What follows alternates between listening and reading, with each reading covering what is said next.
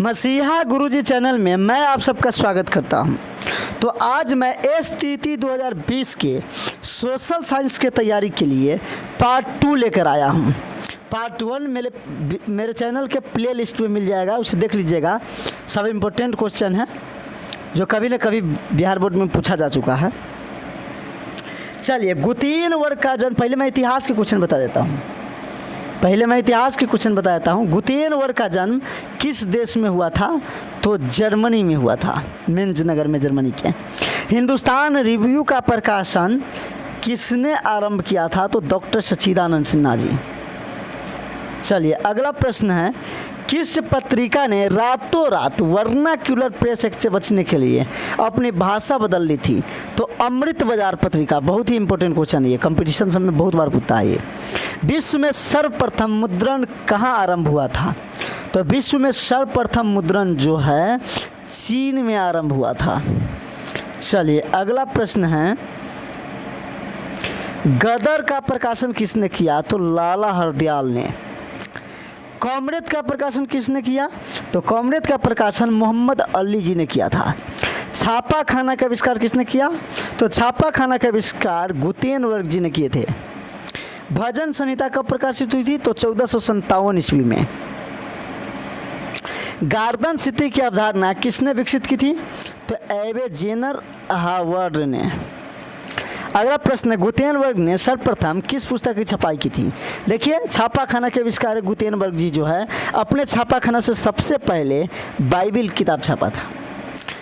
Would block यानी लकड़ी के थप्पा छपाई की तकनीक सबसे पहले कहाँ विकसित हुई थी? तो चीन में। रूसो किस देश का दार्शनिक था? तो रूसो फ्रांस के दार्शनिक था। श्रीमती एनी बेसेंट ने होम रूल के पक्ष में लोकमत का गठन किस पत्रिका द्वारा किया? तो न्यू इंडिया। चलिए, अगला प्रश्न है, भारतीय समाचार पत्रों के मुक्तिदाता के रूप में किसे विभूषित किया जाता है? तो चार्ल्स मैटकोफ को। अगला प्रश्न है, अल हिलाल के संपादक कौन थे? तो अब्दुल कलाम आज़ाद। संवाद कौमुदी का प्रकाशन किस भाषा में हुआ? तो संवाद कौमुदी का प्रकाशन जो है बांग्ला भाषा में हुआ था। प्रिंटिंग प्रेस सबसे पहले भारत में पुर्तगाली धर्म प्रचारकों द्वारा कब लाया गया? तो ये 16वीं शताब्दी में लाया गया था। 16वीं शताब्दी होता है 1500 से 1600 के बीच का समय। चलिए, 16वीं शताब्दी में लाया गया था, हो गया है। हाँ, अगला प्रश्न है, आधुनिक भारतीय प्रेस का प्रारंभ 1766 ईस्वी में किसके द्वारा किया गया? तो विलियम बोल्स के द्वारा। वर्नाक्यूलर प्रेस एक्ट किस वायसराय के समय पारित हुआ था? तो वर्नाक्यूलर प्रेस एक्ट अंग्रेज वायसराय लॉर्ड लीटर ने पारित किया था। तिलक ने केसरी का प्रकाशन किस भाषा में किया था? तो केसरी जो है मराठी समाचार पत्र है। महात्मा गांधी ने किस पत्रिका का संपादन किया? तो यंग इंडिया। इंग्लैंड में मुद्रण कला का प्रचार किसने किया? तो कैंगस्टन ने किया था। अगला प्रश्न है, वर्नाक्यूलर प्रेस एक्ट कब पारित किया गया? तो 1878 ईस्वी में। भारत में पहला छापाखाना कहाँ लगाया गया था? ये बहुत इंपॉर्टेंट क्वेश्चन है।